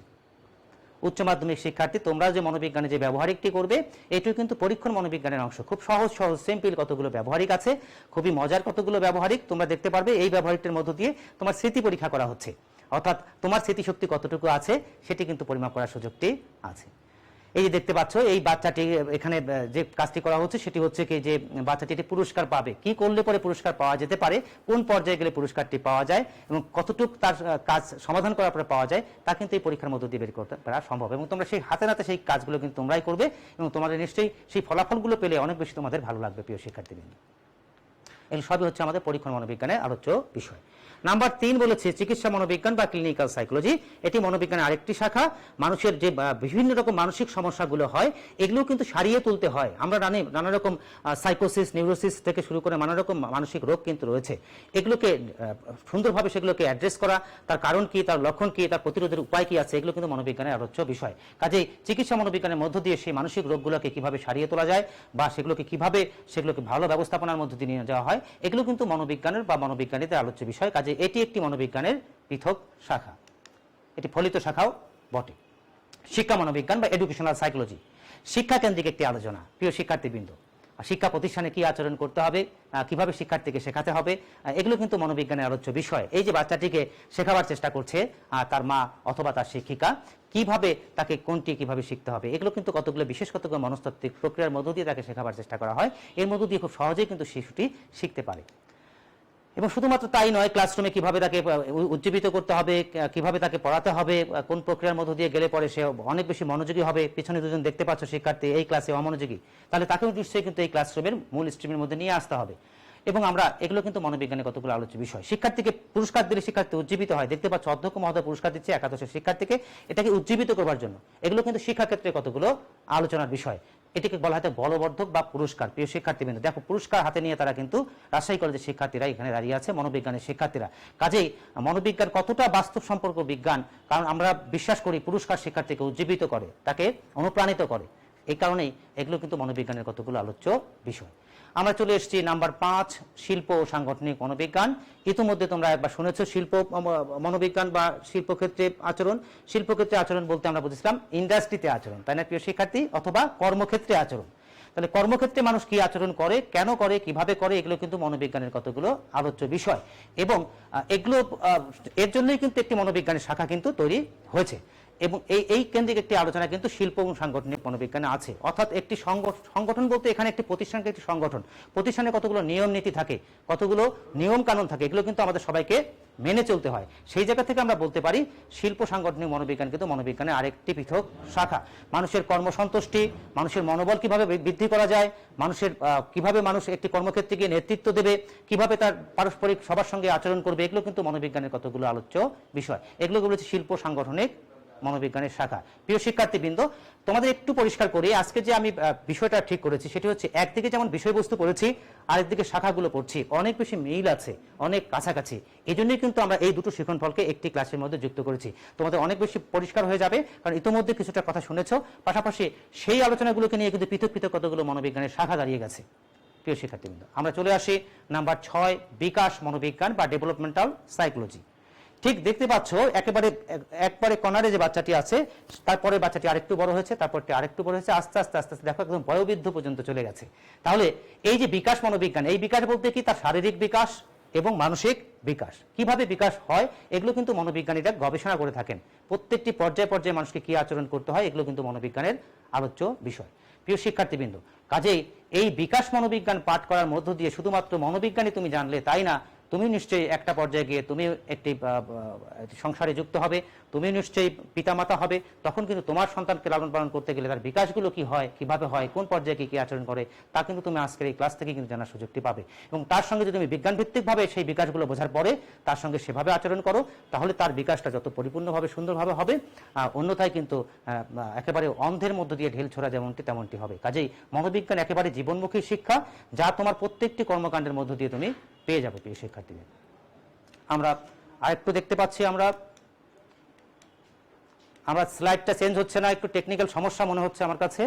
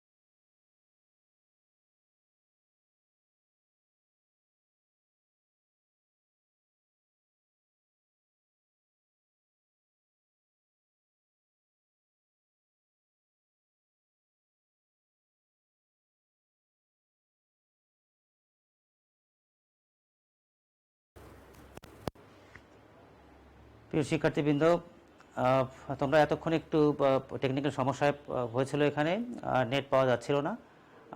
আমরা নিশ্চয়ই আবার ফিরে আসতে পেরেছি। আমরা কন্টিনিউ করব।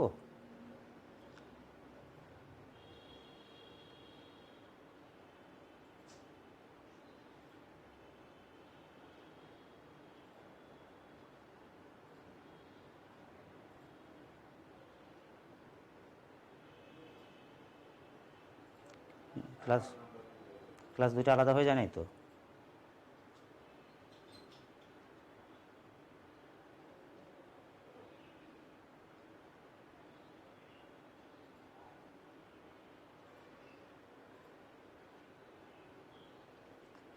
তো শিক্ষার্থীবৃন্দ, আন্তরিকভাবে দুঃখ প্রকাশ করছি, মাঝখানে নেটের কারণে হয়তো একটু সমস্যা হয়ে গেল তোমাদের। আমরা নিশ্চয়ই সেখান থেকে আবারও কন্টিনিউ করব। বিকাশ মনোবিজ্ঞান বলছিলাম, ঠিক যেভাবে মানুষের বিকাশ হয়, ঠিক একেবারে শিশু জন্মের পর থেকে তার একেবারে বৃদ্ধকাল পর্যন্ত যেভাবে বিকাশটা হয়ে থাকে, মনোবিজ্ঞানে সেই বিকাশটা নিয়ে কিন্তু আলোচনা করা, অর্থাৎ শারীরিক ও মানসিক বিকাশ নিয়ে মনোবিজ্ঞানে আলোচনা করা হয়। আমরা পরের স্লাইডটিতে চলে যাই। হ্যাঁ, দেখো, শিশু মনোবিজ্ঞান বা চাইল্ড সাইকোলজি, এটি মনোবিজ্ঞানের আরেকটি শাখা, যেখানে শিশুদেরকে নিয়ে পৃথকভাবে আলোচনা করা হয়। অর্থাৎ একটু আগে বলেছি বিকাশ মনোবিজ্ঞান, সেখানে সার্বিকভাবে শিশু থেকে শুরু করে সবারই। আবার এই শিশু মনোবিজ্ঞানে শিশুকে নিয়ে বিস্তারিত আলোচনা করা হয়। কারণটা হচ্ছে শিশুদের সেই বিচিত্র আচরণ, বৈচিত্র্যপূর্ণ আচরণ এই হাতে যে দেখতে পাচ্ছ তার নানা রকম রং দেখতে পাচ্ছ, এর মধ্য দিয়ে বোঝাবার চেষ্টা করা হয়েছে সে বিচিত্র আচরণ করে থাকে। এগুলোর পরিধিও এত বেশি ব্যাপক, যার কারণে এর জন্য পৃথক একটি শাখা তৈরি হয়েছে মনোবিজ্ঞানের, অর্থাৎ শিশুদেরকে নিয়ে বিস্তারিতভাবে গবেষণা করা। এটিকে বলেছে আমরা শিশু মনোবিজ্ঞান। অর্থাৎ শিশুর চাহিদা কি, শিশুকে পুঙ্খানুপুঙ্খভাবে পরিপূর্ণভাবে বোঝার জন্যই কিন্তু আরেকটি শাখা মনোবিজ্ঞানে রয়েছে। এই শাখার মধ্য দিয়ে আমরা একটি শিশুর সমস্ত বিষয়গুলো সম্পর্কে পরিপূর্ণভাবে জানার একটি সুযোগ পেয়ে থাকি। হ্যাঁ, দেখতে পাচ্ছ শিশুরা কিভাবে খেলাধুলা করে, খেলার ছলে তাদেরকে পড়াতে হয়, তারা উজ্জীবিত থাকে, তাদের শারীরিক বিকাশ কিভাবে হয়, শারীরিক বিকাশের সঙ্গে মানসিক বিকাশটা ওতপ্রোতভাবে জড়িত থাকে। প্রিয় শিক্ষার্থীবৃন্দ, এগুলো মনোবিজ্ঞানের আলোচ্য বিষয়। সমাজ মনোবিজ্ঞান, মনোবিজ্ঞান আরেকটি শাখা।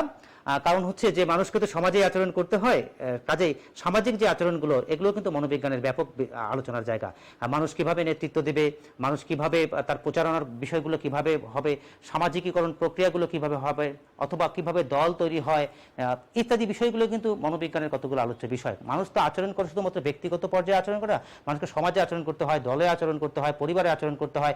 এমনিভাবে এই সামাজিক আচরণ নিয়ে মনোবিজ্ঞানের একটি ব্যাপক আলোচনার জায়গা আছে। এটিও মনোবিজ্ঞানের একটি পৃথক শাখা, যেটাকে বলেছি আমরা সমাজ মনোবিজ্ঞান।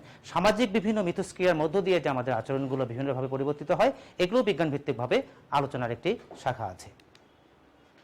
দেখতে পাচ্ছ যে একসঙ্গে অনেকে মিলে আছে, এটি একটি সামাজিক সংগঠন, সামাজিক ক্ষেত্র। আমরা চলে যাচ্ছি শারীরবৃত্তীয় মনোবিজ্ঞান। শরীর নিয়ে কথা বলে যেখানে, মনোবিজ্ঞান আরেকটি শাখা যেখানে শরীর নিয়ে কথা বলা হয়ে থাকে। শারীরিক বিভিন্ন গঠন প্রণালী, তার মাথা থেকে শুরু করে তার বিভিন্ন অর্গানগুলো সম্পর্কে কিন্তু আমাদের মনোবিজ্ঞানে পাঠ করতে হয় বা শরীরবিজ্ঞান জানতে হয়। এগুলো আমাদের মনোবিজ্ঞানের আলোচ্য বিষয় কতগুলো। প্রিয় মানুষের আচরণের পিছনে মস্তিষ্কটি গুরুত্বপূর্ণ ভূমিকা পালন করে থাকে। তোমরা জানো আমাদের সমস্ত কার্যক্রমই কিন্তু মস্তিষ্ক দ্বারা নিয়ন্ত্রিত হয়ে থাকে। কাজেই এগুলো কিন্তু মনোবিজ্ঞানের বিস্তারিত কতগুলো পড়ার বিষয় বা আলোচনা করার বিষয়।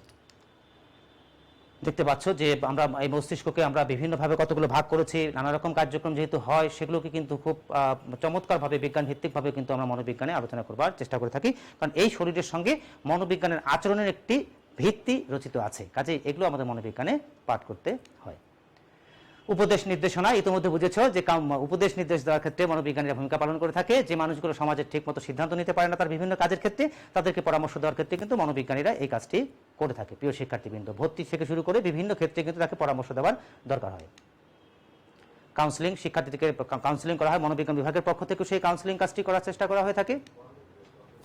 প্রকৌশল মনোবিজ্ঞান, ইঞ্জিনিয়ারিং সাইকোলজি, একটি যন্ত্র বা বিভিন্ন রকম বিষয় আবিষ্কার করে বিজ্ঞানীরা বা প্রকৌশলীরা, সেইটা কিন্তু মনস্তাত্ত্বিকভাবে সেটা বিবেচনা নিয়ে আসতে হয়। কারণ হচ্ছে মানুষই তো সেই যন্ত্রটাকে ব্যবহার করবে, কি বিষয়টাকে যুক্ত করলে পরে মানুষের সেটি ব্যবহার উপযোগী হবে, এটি কিন্তু ভাবার বিষয়। কারণ একটি যন্ত্র শুধুমাত্র আবিষ্কার করলেই হবে না, সেটি মানুষ ব্যবহার করতে পারবে কি পারবে না, মানুষের শারীরিক মানসিক সামর্থ্য আছে কিনা সেটি ব্যবহার করবার, এটিও কিন্তু আলোচ্য বিষয়। এগুলো কিন্তু প্রকৌশলী মনোবিজ্ঞানীরা এই কারণে কিন্তু তার যন্ত্রপাতি আবিষ্কার করার ক্ষেত্রে মানুষের সামর্থ্যের ব্যাপারটা কিন্তু বিবেচনায় নিয়ে আরও কতগুলো বিষয় আছে মানুষের, সেগুলোকে বিবেচনায় নিয়ে কিন্তু সেই যন্ত্রটাকে তৈরি করবার চেষ্টা করে থাকে।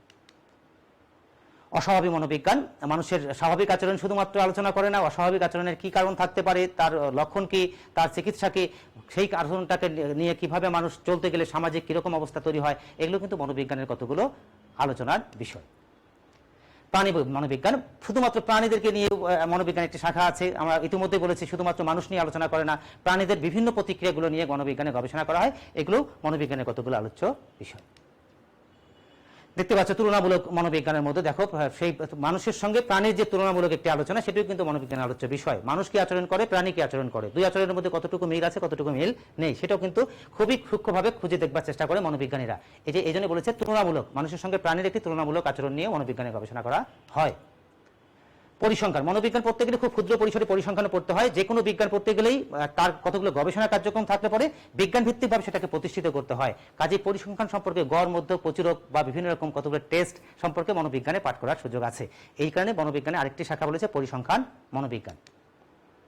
ভোক্তা মনোবিজ্ঞান, ভোক্তা মানে কি, যারা কোনো পণ্য বা কোনো উপাদান বা কোনো উপকরণ কোনো কিছু কেনে এবং সেটা ব্যবহার করে। একটা কিছু কলম আমি কিনলাম এবং সেটা ব্যবহার করলাম, তাহলে আমি সেটা হলাম ভোক্তা। শুধুমাত্র কিনলাম কিন্তু ব্যবহার করলাম না, তেমনটি কিন্তু ভোক্তা হবে না। এই কারণে ভোক্তার আচরণ কি হয়, এটি মনোবিজ্ঞান আলোচনা করা হয়ে থাকে। দোকানদার দাম চায়, ক্রেতা সেটা দাম করে, তার পরিপ্রেক্ষিতে একটা জিনিস সে নিয়ে আসে ক্রেতা, তাহলে এর মধ্যে কিন্তু অনেকগুলো আচরণ সেখানে সংঘটিত হয়ে থাকে। আবার সেই উৎপাদন যেটা করে তারা কিন্তু একটা বিজ্ঞাপন দেয় মানুষকে সেটাকে উদ্বুদ্ধ করবে, তাকে নেওয়ার উদ্বুদ্ধ করবার জন্য। এগুলো কিন্তু কতগুলো ভোক্তা মনোবিজ্ঞানের আলোচ্য বিষয়। আমরা বিজ্ঞাপন নিয়ে মনোবিজ্ঞানে ব্যাপক আলোচনা আছে, পণ্য বিতরণ থেকে শুরু করে পণ্য উৎপাদন থেকে শুরু করে সেটি মানুষের হাতে পৌঁছা পর্যন্ত কিন্তু ভোক্তা মনোবিজ্ঞানের আলোচ্য বিষয়। 17 নম্বরে চলে আসছে অপরাধ মনোবিজ্ঞান বা ক্রাইম সাইকোলজি। যারা অপরাধ করে সেই অপরাধীদের অপরাধ ধরবার জন্য কিন্তু মনোবিজ্ঞানের গুরুত্বপূর্ণ ভূমিকা পালন করে, কারণ অপরাধী অপরাধ করে তার যে আচরণটি হয় তা সূক্ষ্মভাবে খেয়াল করলে কিন্তু ধরতে পারা যায়। মনোবিজ্ঞানীরা মনোবিজ্ঞান পাঠ করে সেই আচরণগুলোকে বুঝতে পারেন, ধরতে পারেন। এই কারণে ক্রাইম সাইকোলজি বলে মনোবিজ্ঞানের একটি শাখা তৈরি হয়েছে, কারণ যারা ক্রাইম করে অপরাধ কিন্তু অপরাধ স্বীকার করতে চায় না। কাজে সেই অপরাধীর অপরাধটাকে বের করে নিয়ে আসতে গেলে কিন্তু আমাদের কি করতে হয়, আমাদেরকে এই ক্রাইম সাইকোলজি পড়ার মধ্য দিয়ে, যারা ডিফেন্সে চাকরি করে থাকে বা বিভিন্ন নিরাপত্তা বাহিনীর চাকরি করে থাকে, গোয়েন্দাতে চাকরি করে থাকে, তাদেরকে কিন্তু মনোবিজ্ঞান পাঠ করতে হয়, কারণ মনোবিজ্ঞান পাঠ করলেই কিন্তু সে সেই বিষয়গুলো সম্পর্কে জানতে পারে। প্রিয় শিক্ষার্থীবৃন্দ, আমরা 17টি শাখা পড়লে পরেও তোমরা মোটামুটি এই 5টি শাখাকে একটু গুরুত্ব বেশি দেবে, কারণ তোমাদের পাঠ্যসূচিতে এই 5টিকে বিশেষ গুরুত্ব দেওয়া আছে। এগুলো সম্পর্কে একটু বিস্তারিত বা ভালোভাবে জানার চেষ্টা করবে প্রিয় শিক্ষার্থীবৃন্দ। এগুলো আমি ইতিমধ্যে আলোচনা করেছি। তাহলে আমরা পুনরালোচনার মধ্য দিয়ে যদি একটু আগাতে চাই, তাহলে আজকের ক্লাসে আমরা কি পড়েছি, আমরা মনোবিজ্ঞানের বিষয়বস্তু পড়েছি। সেই বিষয়বস্তুর মধ্যে আমরা দেখেছি বিষয়বস্তুর মধ্যে আচরণ আছে, বিষয়বস্তুর মধ্যে কি আছে, মানসিক প্রক্রিয়া আছে, এই দুটো আলোচনা করেছি। এরপরে পরিধি পড়েছি, পরিধির মধ্যে আরেকটি বিষয় নতুন যুক্ত হয়েছে, সেটি হচ্ছে জৈব সামাজিক প্রক্রিয়া। এরপরে আমরা চলে আসছি আমাদের দ্বিতীয় শিখন ফল, যেটি ছিল মনোবিজ্ঞানের শাখাগুলো, যা ইতিমধ্যে আমরা পরপর 17টি আলোচনা করে আসলাম প্রিয় শিক্ষার্থীবৃন্দ। তো সংক্ষেপ আমাদের মোটামুটি এভাবে একটি আলোচনার জায়গায় আমরা গেলাম প্রিয় শিক্ষার্থীবৃন্দ। নিশ্চয়ই তোমাদের কোনো প্রশ্ন থাকতে পারে, আমরা যদি একটু প্রশ্নগুলো দেখতে পারি আমাদের প্রিয় শিক্ষার্থীদের, তাহলে হয়তো আরেকটু তাদের পরিষ্কার হতে পারে। আমরা একটু চেষ্টা করি তোমাদের সঙ্গে একটু প্রশ্ন উত্তরের জায়গায় খুব সংক্ষেপে একটু যাওয়া যায় কিনা প্রিয় শিক্ষার্থীবৃন্দ। তোমাদের যদি কোনো প্রশ্ন থেকে থাকে আমি চেষ্টা করব আজকের ক্লাসে সংক্ষিপ্ত পরিসরে তোমাদের প্রশ্নগুলো একটু উত্তর দেওয়ার। প্রিয় শিক্ষার্থী, তোমরা তোমাদের রোলটা একটু দেওয়ার চেষ্টা করো। আমি রোলটা এই কারণেই চাচ্ছি যে আমি তোমাদেরকে পুরস্কৃত করতে চাই ক্লাসে যারা উপস্থিত আছো তার পরিপ্রেক্ষিতে। তুমি যতগুলো ক্লাস করছো তার মধ্য দিয়ে আমি শতভাগ ক্লাসে যারা উপস্থিত থাকবে তাদের জন্য মনোবিজ্ঞানের একটি বিশেষ পুরস্কার থাকে, বরাবরই বলে এসেছি আমি। তো সেই জায়গা থেকে দেখি আমরা একটু প্রশ্ন উত্তর যদি যাই, আমরা দেখতে পাচ্ছি প্রশ্ন করেছে মোহাম্মদ আনোয়ারুল, অনৈচ্ছিক আচরণ। হ্যাঁ, উত্তর দিয়েছে শিক্ষার্থী রিফাত আহমেদ। স্যার, জানুয়ারিতে কি আমাদের অর্ধবার্ষিক এক্সাম হবে? এখনো পর্যন্ত পরিকল্পনা তেমনটি আছে। শাহিন শান্ত, গুড প্রেজেন্টেশন, রোল নাম্বার 495 দিয়েছে। এরপরে দেখতে পাচ্ছি উম্মে রুকাইয়া, রিয়া আমি তোমাকে অ্যাড দেব। আচ্ছা, ওকে উম্মে রুকাইয়া, ওকে, বাট ক্লাস আমি প্রশ্ন একটু চাচ্ছিলাম। আসসালামু আলাইকুম স্যার, রিদি ডয় পড়েছে। উম্মে রুকাইয়া বলেছে সবগুলো। আচ্ছা, আমরা তারপরে চলে যাচ্ছি। সুলতান, আমরা একটা প্রশ্ন চাই তোমাদের কাছ থেকে। Sir, your class is very interesting. Anis Tabassum, এরপরে দেখতে 471 রোল নম্বর দিয়েছো, প্রেজেন্ট দিয়েছো। আমরা দেখছি আই এগ্রি উইথ ইউ, একমত প্রকাশ করেছে প্রিয় শিক্ষার্থীবৃন্দ। সালমা সোমা, আনারুল ইসলামের সম্ভবত তার সন্তান, সম্ভবত তার মেয়ে সম্ভবত এখানে যুক্ত আছে ক্লাসে, তার আইডিটি হয়তো ব্যবহার করে। আমি তোমাদের একটি তালিকাও আমি ইতিমধ্যে বের করেছি। সুলতান মাহমুদ আছে। এরপরে দেখতে পাচ্ছি আমরা class is really systematic, 442 roll দিয়েছে। আরেকটু যদি দেখতে পাই আমরা আরেকটু প্রশ্ন উত্তর, ফ্যান্টাস্টিক, এক্সিলেন্ট, ক্লাসগুলো সম্পর্কে তোমরা বলেছো, ভালো লেগেছে, nice class. Rifat, I want to meet you soon. নিশ্চয়ই মনোবিজ্ঞান বিভাগে আসলে পরে তোমাদের সঙ্গে নিশ্চয়ই সাক্ষাৎ হবে প্রিয় শিক্ষার্থীবৃন্দ। স্যার, সুলতান মাহমুদ লিখেছে, sir I am waiting for you class in college. হ্যাঁ, অবশ্যই কলেজে এসে তুমি আমার ক্লাস পাবে বা ক্লাসরুমে ক্লাস করতে চাও, বুঝতে পারছি। আমি অধিক আগ্রহ অপেক্ষা করছি। মিট টু, ওকে, আমরা অনেকেই দেখতে পাচ্ছি তারা দেখা করতে চাচ্ছে, কথা বলতে চাচ্ছে। শিক্ষার্থীবৃন্দ, আমি তোমাদেরকে মোবাইল নাম্বারটি দেই নেই প্রিয় শিক্ষার্থীবৃন্দ। আমি এটাও বিশ্বাস করি তোমরা এই ক্লাসগুলো করতে থাকলেই তোমাদের খুবই কম প্রশ্ন উত্তর আসবে, আমি জানি, কারণ তোমরা যখন ক্লাস করতে তখনও দেখতাম আমরা ক্লাসে এত সহজভাবে বিষয়টাকে উপস্থাপন করবার চেষ্টা করি যেন তোমার বাড়তি কোনো প্রশ্ন না থাকে প্রিয় শিক্ষার্থীবৃন্দ। Thanks to technology, virtual class, তোমরা এগুলো সম্পর্কে অ্যাপ্রিসিয়েট করেছো। 652 রোল সম্ভবত কমার্সের শিক্ষার্থী যুক্ত হয়েছে। ওকে, রিফাত আহমেদ যুক্ত আছে। ওকে, উম্মে রুকাইয়া বেশ অ্যাক্টিভ আছে, আমরা দেখতে পাচ্ছি। রিফাত আহমেদ, আমিও আছি। শাকিল আছে যুক্ত। এই হচ্ছে মোটামুটি আমরা দেখতে পাচ্ছি। আরও যদি যুক্ত থাকে একটু দেখে যাই প্রশ্ন আছে কিনা, একটু দ্রুত একটু আগে যাই। আনোয়ারুল, আমরা দেখতে পাচ্ছি। সুমাইয়া খাতুন, রোল 403 যুক্ত আছে। স্যার, আপনার ক্লাস সবসময় প্রাণবন্ত, তত্ত্ববহুল। মৌসুমী সুলতানা, সম্ভবত আমার সহকর্মী, আমার কলেজের কলিগ, আমার এক্স স্টুডেন্ট সাইকোলজির। শফিউল আলম ইসলাম যুক্ত আছে, সম্ভবত কোনো শিক্ষক হবেন। লামিয়া গতদিনও ছিল 411 নম্বর রোল, অনেক ধন্যবাদ জানাচ্ছি। সালমা সোমা রোল নম্বর 437 যুক্ত আছে, আমাদের এক্সাম হবার কথা ইত্যাদি বলেছে। আমি একটু একেবারেই মনোবিজ্ঞান সম্পর্কে একটু প্রশ্ন থাকলে একটু ভালো হতো। 411 রোল নম্বর রোল আছে, 219 রোল নম্বর সম্ভবত সায়েন্সের শিক্ষার্থী হবে, 494 রোল আছে, 423 রোল আছে। প্রিয় শিক্ষার্থীবৃন্দ, এই হচ্ছে মোটামুটি সম্ভবত আমি দেখতে পেলাম। তোমাদের একটু প্রশ্ন প্রত্যাশা করি প্রিয় শিক্ষার্থীবৃন্দ। আমার হাতে যে একটা তালিকা দেখতে পাচ্ছ প্রিয় শিক্ষার্থীগুলো, কিন্তু সব তোমরা গত ক্লাসে যারা তোমরা যুক্ত ছিলে তাদের কিন্তু সব নাম রোল সব এখানে লিপিবদ্ধ করা আছে। কাজেই আমি তোমরা কারা কানেক্ট আছো আমি সেটা কিন্তু জানতে চাই। কারণটা হচ্ছে কি, তোমাদের সঙ্গে আমাদের যে একটি সম্পর্কের জায়গা তৈরি হবে, এটি কিন্তু এই ক্লাস কার্যক্রমের মধ্য দিয়ে, এখন যেহেতু সরাসরি ক্লাস নেই কাজে তুমি ক্লাসে কতটুকু অ্যাক্টিভ আছো নেই এর মধ্য দিয়েও কিন্তু আমি তোমাকে একটু চিনবার সুযোগটি নেব প্রিয় শিক্ষার্থীবৃন্দ। আমি বিশ্বাস করি তোমাদের একটি বাড়ির কাজ তোমাদেরকে দিতে চাই খুব ছোট্ট পরিসরে। মনোবিজ্ঞানের যে কয়টি শাখা আছে সেই শাখাগুলো কি মনে করতে পেরেছো? এখন কি মনে করতে পারবে? না হলেও আমার এই ক্লাসটি শেষ হওয়ার পরে তুমি একটু লিখবে যে এতগুলো শাখা ছাড় পড়ালো, কয়েকটি শাখা একটু নাম লিখিত। সেখান থেকে বলেছি 5টি শাখার নাম একটু ভালো করে তুমি পড়তে চেষ্টা করবে। আর বাড়ির কাজ কিন্তু খুব আনন্দ নিয়ে করতে হবে। দেখতে পাচ্ছ কতটা এনজয়ের সঙ্গে বাড়ির কাজ করছে, হাসি খুশি ভাবে। কারণ আমি কখনোই জটিল বা কঠিন কাজ দেব না। যে কাজটি তুমি পারবে না সে কাজটা আমি তোমাকে বাড়িতে দেবও না প্রিয় শিক্ষার্থীবৃন্দ। এবং পরবর্তী ক্লাসে আমরা কি পড়বো সেটাও একটু বলে দিলাম, বিজ্ঞান হিসেবে মনোবিজ্ঞানের স্থান এবং মনোবিজ্ঞান পাঠের প্রয়োজনীয়তা। একটু যদি তোমরা বইটা দেখতে পারো সেই যোগেন্দ্র কুমার মন্ডল স্যারের বই, তাহলে কিন্তু আমাদের পরবর্তী ক্লাসটা ধরতে একটু সুবিধা হতে পারে। এই কারণে আমি পরবর্তী ক্লাসে কি পড়াবো একটু বলার চেষ্টা করে থাকি প্রিয় শিক্ষার্থীবৃন্দ। প্রিয় শিক্ষার্থীবৃন্দ, আমাদের তো ছুটির ঘন্টা বেজেই যাচ্ছে। তোমাদের নিশ্চয়ই এরকম কিছু উৎকণ্ঠা থাকতেই পারে, একটু চিন্তা এরকম থাকতেই পারে। মনোবিজ্ঞান নতুন সাবজেক্ট, নতুন বিষয়। এই যে আমি একটি সাহস দিলাম যে বেশিরভাগ শিক্ষার্থীরাই, প্রায় শিক্ষার্থীরাই কিন্তু মনোবিজ্ঞান বিষয়টি নিয়ে থাকে এবং তোমরা ইতিমধ্যে নিয়েছো। একটু ক্লাসগুলো করতে থাকো, তোমাদের সাহস চলে আসবে। একেবারে সবকিছু মিলিয়ে আমরা আমাদের মনোবিজ্ঞান সাবজেক্টটাকে নিয়ে এগোতে চাই। আমরা চলে এসেছি আমাদের লাস্ট স্লাইডে এবং আমার বিশ্বাস যে তোমরা এরকমভাবে ভালোভাবে থাকবে, সুন্দরভাবে একটু একটু করে লেখাপড়া করার চেষ্টা থাকবে এবং সবার জন্য অনেক অনেক শুভকামনা জানিয়ে বিদায় নিচ্ছি। গুড বাই প্রিয় শিক্ষার্থীবৃন্দ।